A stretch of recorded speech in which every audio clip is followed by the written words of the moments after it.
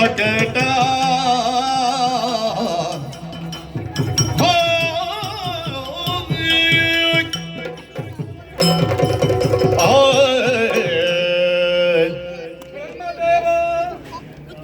ಅಡಿದವರುಗಳಿಗೆ ವಂದನೆಯನ್ನು ಅರ್ಪಿಸಿದ್ದೇನೆ.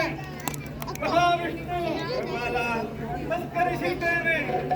ಮಹೇಶ್ವರ ನನ್ನ ವಂದನೆಗಳನ್ನು ಸ್ವೀಕರಿಸಬೇಕು. ನಾನೊಬ್ಬನೇ ಅಲ್ಲ, 33 ಕೋಟಿ ದೇವತೆಗಳು ಎಲ್ಲೆಲ್ಲಿಂದ ದಾರಿ ಸಿಗದೆ ಓಡಿ ಇವತ್ತು ಇಲ್ಲಿ ಬಂದು ಸೇರಿದ್ದಾರೆ. ನಾನೇ ಹೇಳಿದ್ದು ನೀವಿಲ್ಲಿ ಬರಬೇಕು. ಏನಾದರೂ ಒಂದು ಸೌಭಾಗ್ಯ ನಮಗೆ ಸಿಗುವುದಿದ್ದರೆ ಈ ಸ್ಥಳ ಏನು ಮಾಡೋಣ. ಶುಂಭಾಸುರನನ್ನು ಕೊಲ್ಲುವುದಕ್ಕೆ ನಾನು ಅಸಮರ್ಥನಾಗಿದ್ದೇನೆ. ನೀವು ತ್ರಿಮೂರ್ತಿಗಳು ಹಾಗೆ ತಾನೆ ನನಗೆ ದಾರಿ ತೋರುವುದಿಲ್ಲ. ಕಲ್ಲು, ಗುಡ್ಡ, ಬೆಟ್ಟ, ನದಿ ಎಲ್ಲ ಸುತ್ತಿ ಬಂದು ದೇವತೆಗಳೆಲ್ಲ ದಣಿದಿದ್ದಾರೆ. ಏನು ಮಾಡೋಣ ಈಗ ನಾವು? ಸುರಪಾಲ, ಶ್ರೀಹರಿ, ಈ ವಿಷಯದಲ್ಲಿ ನೀನು ಹೇಳಿದ ಮಾತುಗಳನ್ನು ತ್ರಿಮೂರ್ತಿಗಳಾದ ನಾವು ಕೇಳಿ ತಿಳಿದುಕೊಂಡಿದ್ದೇವೆ. ಹೌದು, ಯಾವ ರೀತಿಯ ಭಯ ಪಡಬೇಕಾಗಿಲ್ಲ. ಏನು ಮಾಡೋಣ ಈಗ? ಎಷ್ಟೋ ಯುಗಗಳ ಹಿಂದೆ ಆದಿಮಾಯೆ ಒಂದು ಅಭಯವನ್ನು ನಮಗೆ ಕೊಟ್ಟಿದ್ದಾಳೆ. ಅವಳನ್ನು ಭಕ್ತಿಯಿಂದ ಸ್ಮರಿಸಿದರೆ ಅವಳು ನಮಗೆ ಉಳಿದು ನಮ್ಮನ್ನು ರಕ್ಷಣೆ ಮಾಡುತ್ತಾಳೆ. ಹೌದೇ? ಬ್ರಹ್ಮದೇವ, ಮಹಾವಿಷ್ಣು, ನಿಮ್ಮ ಮಾತೇನಪ್ಪ? ನಾನು ಕೇವಲ ತವಕದಲ್ಲಿದ್ದೇನೆ. ನಾವೆಲ್ಲ ಅವಳಿಗೆ ಆರಾಧಿಸಿದರೆ ಅವಳು ನಮ್ಮನ್ನು ರಕ್ಷಿಸುತ್ತಾಳೆ. ನಿದ್ದೆ ಬಂತು ಸ್ವಲ್ಪ ಈಗ ನನಗೀಗ. ಬನ್ನಿ, ನಾವೆಲ್ಲ ಧ್ಯಾನ ಮಾಡೋಣ. ಧ್ಯಾನ ಮಾಡೋಣವೇ?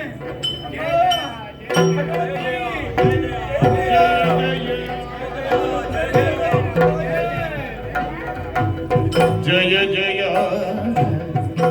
ಜಯ ಜಯ ಜಯ ಜಯ ಭಗವತಿ ಜಯ ಜಯ ಸರ್ವಮಂಗಲ.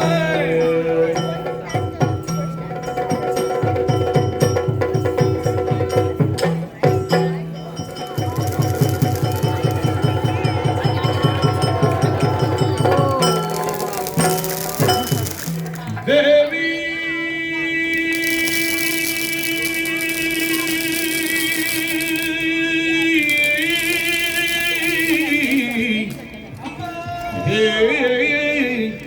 ಪಾವನ ಚರಿತೆ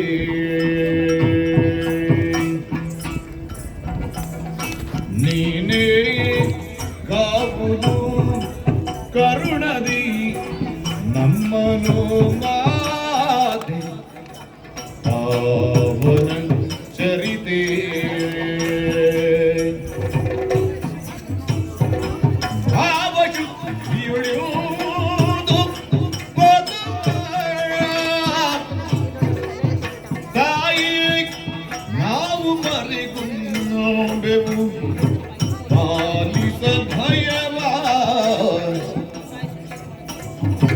ದೇವಿಗೆ ಪಾವನ ಚರಿತೆ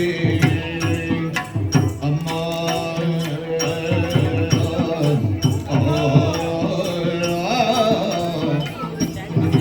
ದೇವಿ